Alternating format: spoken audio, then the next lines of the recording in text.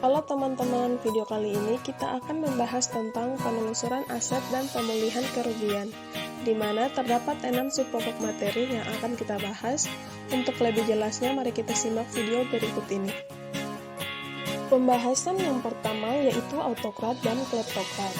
Autokrat adalah suatu bentuk pemerintahan yang kekuasaan politiknya dipegang oleh satu orang. Istilah ini diturunkan dari bahasa Yunani, autokrator, yang secara harfiah berarti berkuasa sendiri atau penguasa tunggal. Kemudian kleptokrat. Kleptokrat adalah istilah yang mengacu kepada sebuah bentuk pemerintahan yang mengambil uang pungutan atau pajak yang berasal dari publik atau rakyat untuk memperkaya kelompok tertentu atau diri sendiri. Berikut ini terdapat 10 mantan autokrat dan kleptokrat di berbagai negara.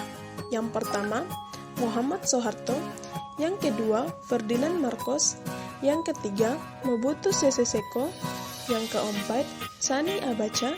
Yang kelima, Slobodan Milosevic. Yang keenam, Jean-Claude de Villiers. Yang ketujuh, Alberto Fujimori. Yang kedelapan, Fabio Lazarenko. Yang kesembilan, Arnoldo Arleman. Yang ke-10, Joseph Estrada. Pembahasan yang kedua yaitu taksiran nilai jarahan.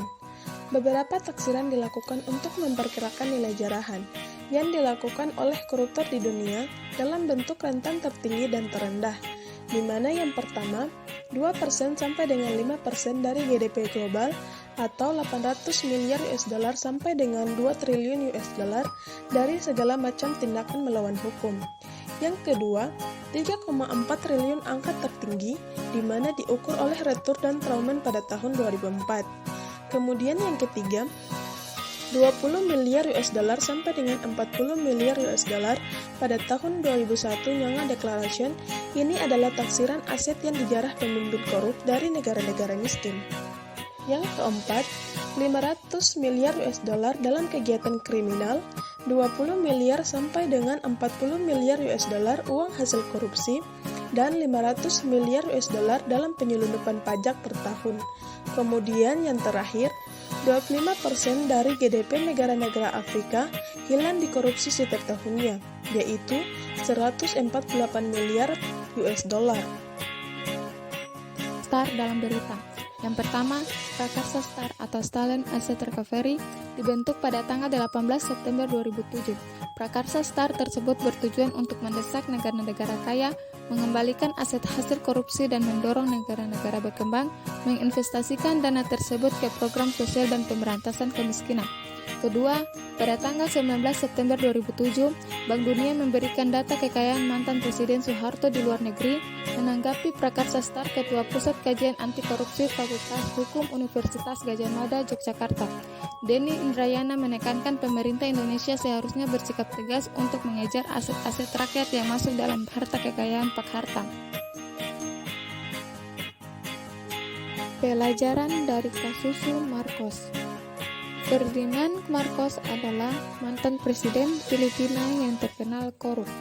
Hal-hal yang dapat dipelajari dari kasus Marcos adalah 1.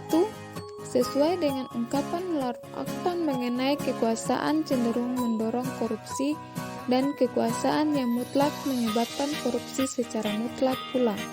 Kedua, pencarian harta haram memakan waktu yang lama dengan proses yang berjalan lambat dalam waktu mencapai 20 tahun.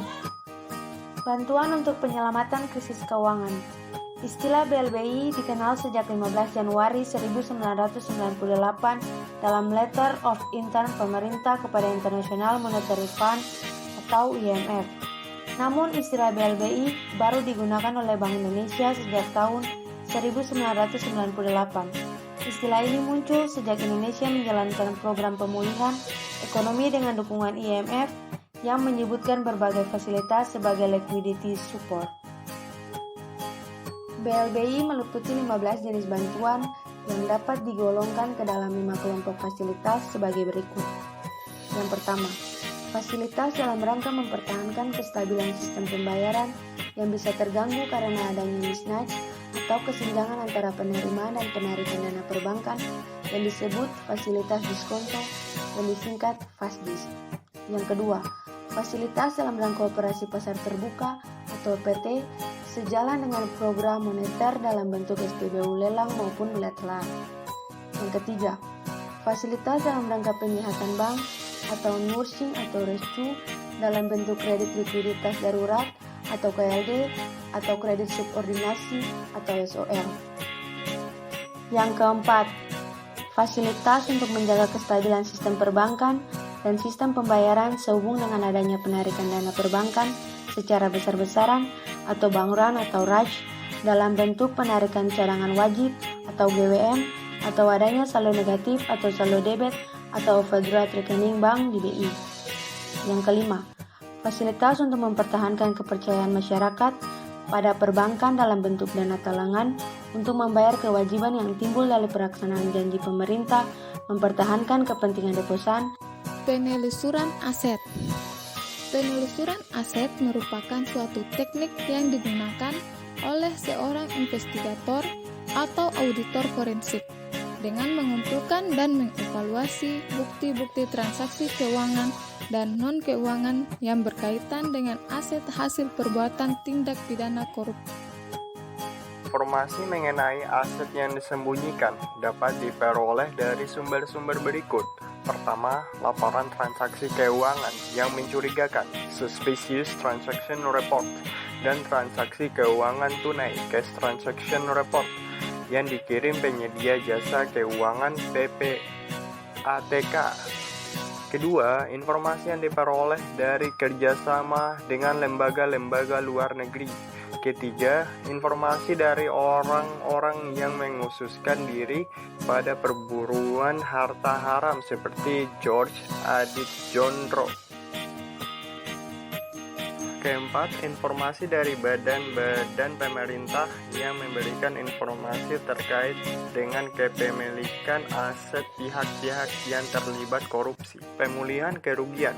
Tuan Anakota dalam bukunya Akuntansi Forensik dan Audit Investigatif 2007 mengatakan bahwa yang dimaksud dengan pemulihan kerugian adalah merupakan proses untuk mengubah aset yang sudah ditemukan lewat penelusuran aset menjadi aset untuk diserahkan kepada pihak yang dimenangkan dalam penyelesaian sengketa. Banyak pihak yang sependapat bahwa Undang-Undang Nomor 8 Tahun 2010 tentang Pencegahan dan Pemberantasan Tindak Pidana Pencucian Uang (TPPU) lebih efektif untuk memulihkan keuangan negara dalam hal pengembalian aset (asset recovery) jika dibandingkan dengan Undang-Undang Pemberantasan Tindak Pidana Korupsi (UU Tipikor). Alasannya karena UU PPTPPU menggunakan paradigma baru dalam penanganan tindak pidana, yaitu dengan pendekatan follow the money, menelusuri aliran. Baiklah, sekian pembahasan materi kali ini. Terima kasih.